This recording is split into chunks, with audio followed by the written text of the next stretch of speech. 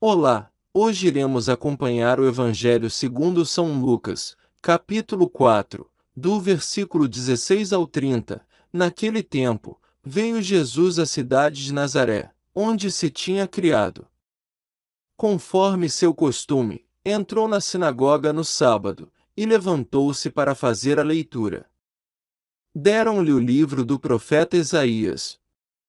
Abrindo o livro, Jesus achou a passagem em que está escrito: O Espírito do Senhor está sobre mim, porque ele me consagrou com a unção para anunciar a boa nova aos pobres, enviou-me para proclamar a libertação aos cativos e aos cegos a recuperação da vista, para libertar os oprimidos e para proclamar um ano da graça do Senhor.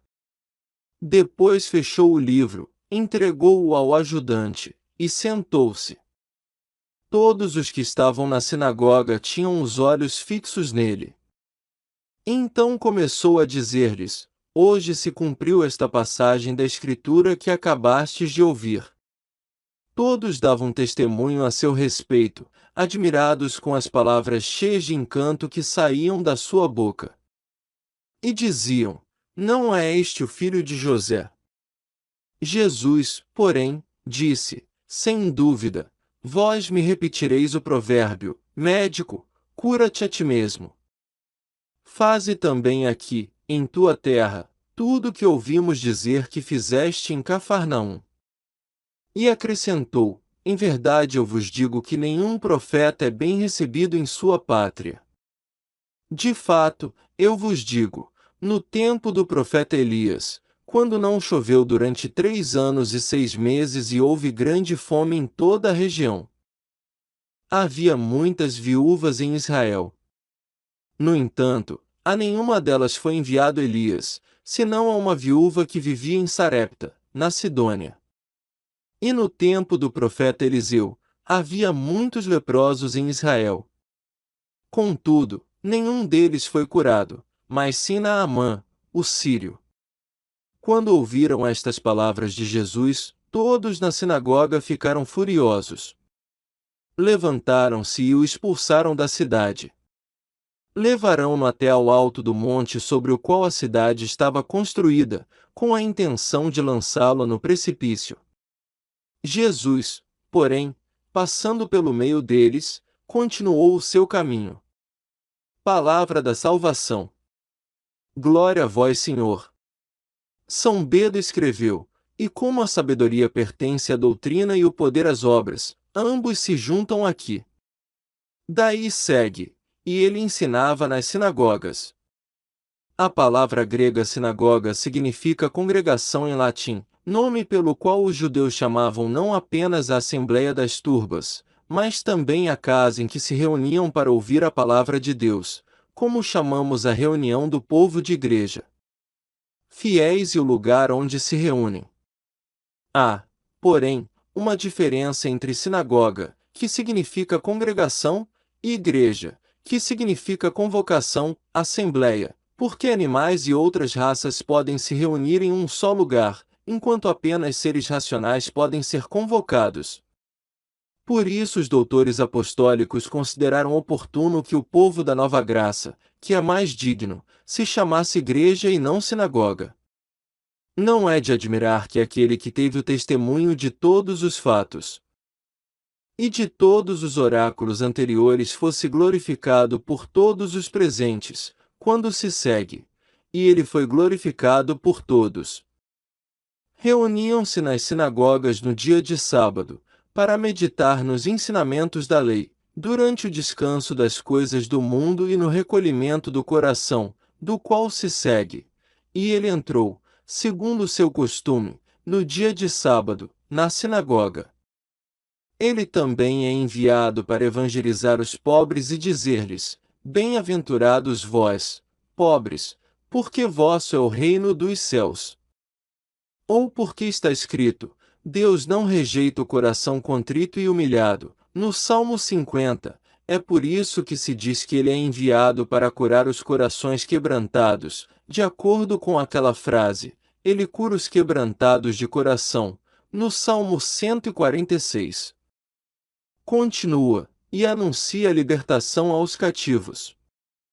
ou libertar os quebrantados, isto é, endireitar aqueles a quem o peso da lei havia curvado.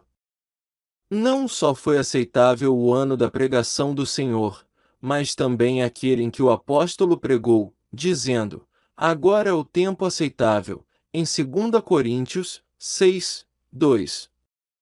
Depois do ano aceitável do Senhor, acrescenta, e o dia da recompensa, isto é, extremo, quando dá a cada um segundo as suas obras.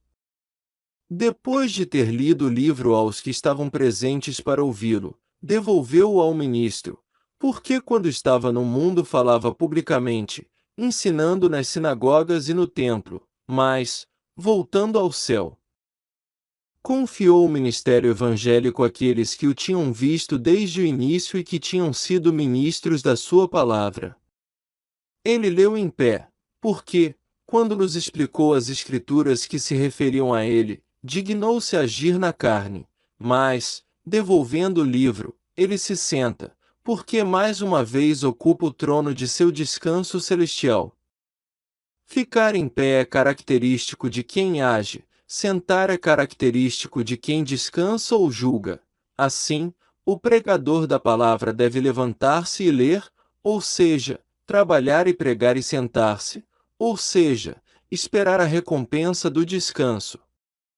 Ele leu com o livro aberto, porque, tendo sido enviado o Espírito da Verdade, ensinou toda a verdade à Igreja. Entregou-a fechada ao ministro, porque nem tudo se pode dizer a todos, mas encarregou o médico de dispensar a palavra de acordo com a capacidade dos ouvintes. Continua, e na sinagoga todos tinham os olhos fixos nele. Porque o Senhor fez as grandes coisas que aquela escritura havia predito, e o Senhor anunciou coisas maiores. Eles deram testemunho dele, testificando que ele era verdadeiramente, como havia dito, aquele sobre quem o profeta cantou. Que Cristo é chamado profeta nas Escrituras é testemunhado por Moisés, quando diz: Deus vos suscitará um profeta dentre os vossos irmãos, em Deuteronômio 18,15.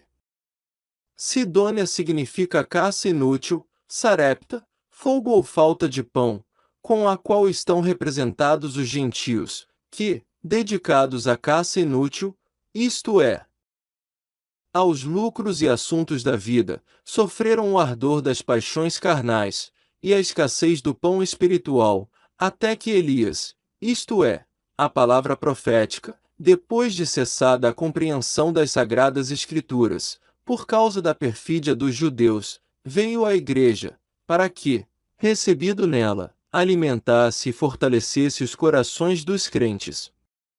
Naamã, que significa belo, significa pessoas das nações, que são ordenadas a serem purificadas 7 vezes, porque o batismo salva o que regenera através dos 7 dons do Espírito Santo. A sua carne aparece depois da purificação como a de uma criança, porque a graça materna coloca todos na mesma infância, ou porque se torna semelhante a Cristo, de quem se diz, nasceu-nos um menino, no Isaías 9, 6. Os judeus são piores, sendo discípulos, do que sendo diabo, professor. Porque ele diz, lançate no abismo, em Mateus 4,6, mas estes na verdade tentam jogá-lo fora. Mas o Salvador, mudando a intenção deles, ou atordoando-os, desceu, porque ainda reservou uma oportunidade para eles se arrependerem. A partir daqui continua, mas ele passou por eles e partiu. Ainda não havia chegado a hora da sua paixão, que aconteceria durante a preparação da Páscoa, nem estava no lugar onde aconteceria a paixão, que não estava figurada em Nazaré, mas em Jerusalém, com o sangue das vítimas, nem tinha escolhido este tipo de morte, pois todos os séculos anunciavam que seria crucificado. Ajude este canal se inscrevendo e compartilhando o vídeo. Até amanhã!